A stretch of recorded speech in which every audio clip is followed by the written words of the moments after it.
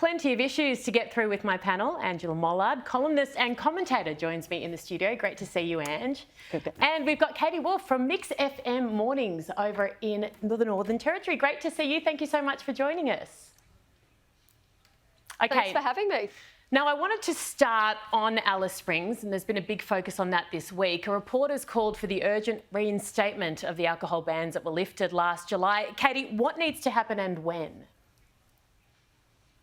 Well, look, I think there needs to be some fairly immediate action, Erin. We obviously are in a situation now where parts of that report have been leaked. We know that the Chief Minister and the Prime Minister met yesterday, has been well documented. But the people of Alice Springs are calling for really very immediate action.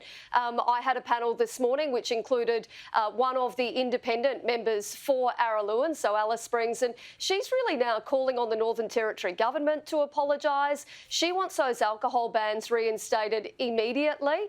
Yesterday we heard, and again today we heard from the member for Lingiari, the federal member, and Marion Scrimgeour is basically saying that this needs to happen. It needs to happen immediately. But I think the big message that the rest of Australia needs to hear as well is that this isn't just about alcohol. We've got a really serious issue right across the Northern Territory with youth crime.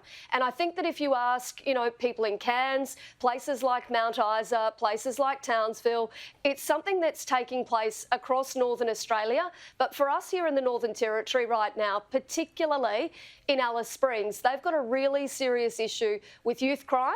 Alcohol is a big part of that, and there needs to be some urgent work. The people of Alice Springs, they didn't want this action today. They wanted it 6 months ago.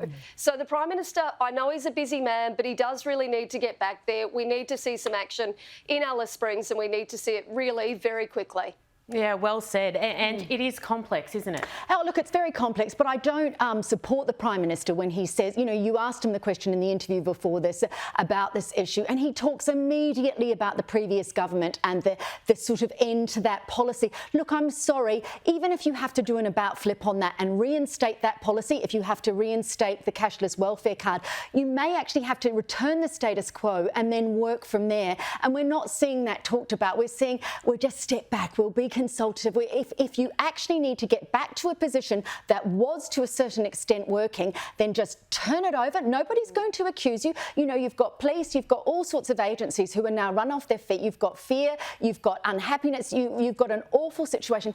Return the status quo and start working from there and start consulting from there. Start thinking about support and self-determination and all those things we need to talk about, but just get back to what was working to a certain extent. Immediately. Yeah, I mean, next week is next week. Next week is too long.